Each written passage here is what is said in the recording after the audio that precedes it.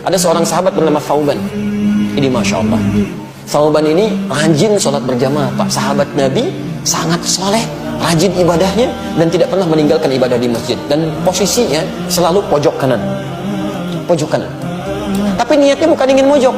Niatnya bagaimana saya bisa khusyuk ibadah dan tidak mengganggu orang. Karena biasanya posisi di pojok itu pada umumnya tidak banyak singgungan dengan orang lain. Tidak banyak singgungan dengan orang lain. Maka Masya Allah, maka ketika datang ibadah, ramai masjid dan sebagainya, sampai satu ketika, saya persingkat, dalam sholat subuh, beliau tidak datang.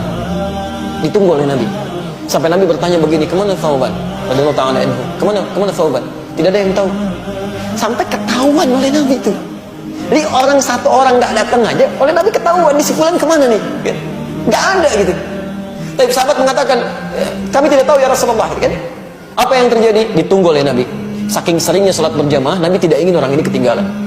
Ditunggu sampai agak kemudian melewat, waktunya mulai berlanjut, diputuskanlah untuk dilakukan sholat. Ya, karena dikhawatirkan habis waktu subuhnya.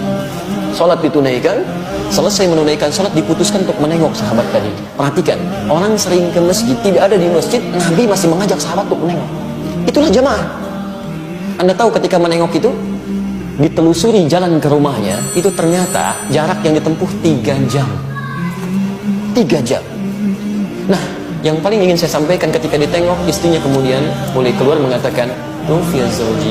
"Aina Thauban?" "Kemana Thauban?" kata Rasulullah SAW. Kata istrinya, "Faqad tufiya." Dia sudah wafat. Meninggal. Lalu Nabi berkata, perhatikan kalimatnya, apakah ada yang terjadi sebelum dia meninggal? Tapi ini yang harus kita catat. Apa yang terjadi? Kata istrinya, saya tidak merasa ada yang istimewa, tapi saya tidak memahami 3 kalimat yang diucapkan. 3 kalimat. Bahaya apa itu? Nah, ini hikmahnya yang harus kita tangkap. Sebelum beliau meninggal dalam sakaratul mautnya, beliau mengatakan, kenapa nggak lebih jauh lagi, katanya. Kalimat pertama, saya tidak paham itu. Kalimat kedua, kenapa bukan yang baru, katanya kan? Kenapa bukan yang baru? Dan kalimat ketiga, kenapa tidak semuanya aja? Tapi Rasulullah SAW tersenyum, lantas menyampaikan, turun berita dari langit menyampaikan, teman-teman sekalian, ketika Thauban mengatakan kenapa tidak lebih jauh lagi, kita mesti pahami, sebelum seseorang meninggal dunia dalam sakaratul mautnya, itu akan ditampakkan keadaan amalnya. Nah, ini ditampakkan bahwa ketika beliau berangkat ke masjid itu ditampakkan pahala-pahala kebaikannya. Maka dia katakan, ya Allah, kenapa nggak lebih jauh lagi masjidnya? Sehingga ketika saya jalan itu mendapatkan lebih daripada itu. Bukankah langkah pertamanya mengangkat derajat di sisi Allah? Langkah keduanya menggugurkan dosa yang di bawah. Masjidnya tempatnya 25 lebih bagus daripada tempat biasa. Yang satu keduanya 500 tahun, dua ketiganya 500 tahun, tiga keempatnya 500 tahun. Kata sahabat Thauban, ya Allah, kenapa nggak lebih jauh lagi?